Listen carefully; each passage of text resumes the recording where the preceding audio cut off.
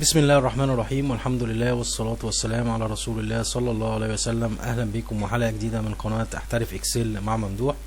النهاردة يا جماعة بنتكلم أو بنكمل خاصية وات اف اناليسيز، وكنا اتكلمنا عن الأدوات بتاعتها وهي سيناريو مانجر، وازاي بتديك او ازاي بتقدر تعمل فيها اكتر من سيناريو، بتختار الافضل بينهم اللي يناسب المشروع.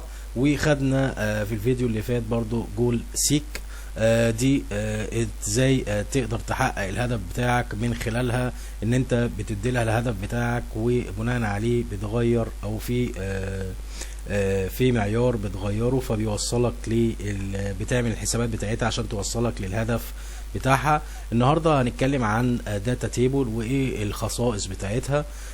معانا مثال بسيط. بص، هنبص كده مع بعض دلوقتي. لو انا عندي منتج او آلة بتنتج سعر الوحدة، بتنتج كميات مثلا في الساعة 70 وحدة، وسعر الوحدة مثلا 20 جنيه، فإجمالي المبيعات 1400 جنيه. فأنا عايز أعرف أنا دلوقتي أنتجت مثلا 64 وحدة، فإجمالي المبيعات هيبقى كام؟ لو أنتجت 85 وحدة إجمالي المبيعات كام؟ 87 وحدة إجمالي المبيعات كام؟ فأنا لو فضلت أعمل سيناريو لكل كمية هنلاقي عدد السيناريوهات كتير جدا، فداتا تيبل بتوفر عليا الوقت والمجهود في الموضوع دوت. فهاجي هنا اول حاجة هعمل على اجمالي المبيعات بيساوي اجمالي المبيعات اللي في الجدول بتاعي اللي هو الاوريجينال بتاعي، وهعمل انتر.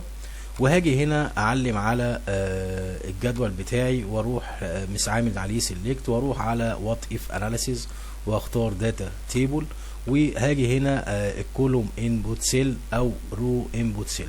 طيب، هي الشاشة صغيرة لكن بتعمل حسابات كبيرة جدا. اول حاجة الكولوم انبوت سيل، الكولوم انبوت سيل بتاع احنا دلوقتي الداتا او المعطيات بتاعتي فين؟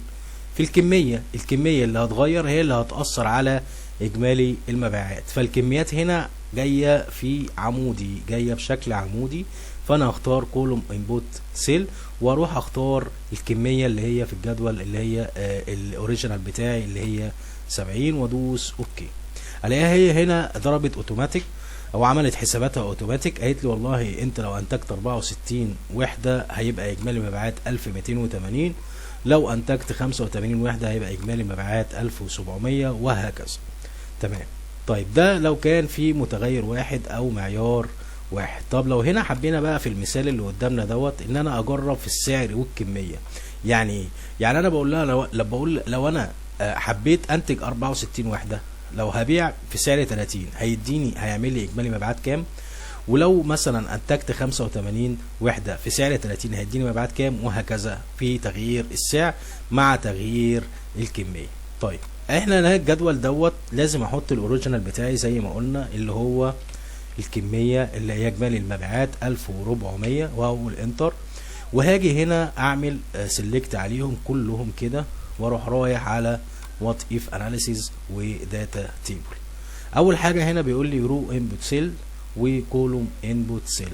طيب، رو انبوت سيل انا هنا اللي في اللي في الرو اللي هي الاسعار بتاعتي 30 40 كده. فانا هروح هنا على رو انبوت سيل واروح رايح على سعر الوحده، تمام، واروح عامل واروح دايس عليها. والكولوم انبوت سيل اروح رايح هنا على الكميه واروح عامل سيلكت عليها واروح دايس اوكي. هنا لقيته هنا عمل ايه؟ قال لي والله انت لو انتجت 64 وحده في سعر 30 جنيه هنعمل مبيعات 1920. طب لو انتجت 85 وحده في سعر 30 هتعمل 2550. لو عملت 87 في 30 وهكذا.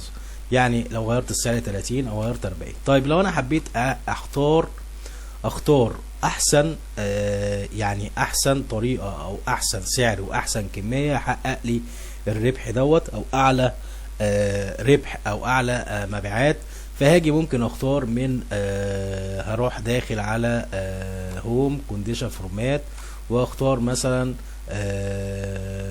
توب اكبر 10 قيم. فهلاقي هنا مثلا لو انت بعت كميات 129 على سعر 70 هيديك 9030.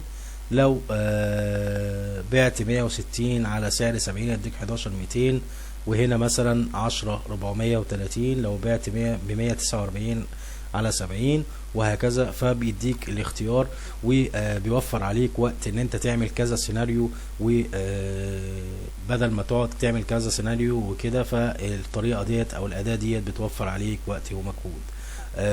ده كان موضوع حلقتنا النهاردة، ويا رب يكون الفيديو عجبكم. وفضلا وليس امرا ما تنسوش دعم القناة بالاشتراك في القناة وتفعيل الجرس عشان يوصلكم كل جديد، وما تنسوش اللايك والشير. وشكرا جزيلا لكم، والسلام عليكم ورحمة الله وبركاته.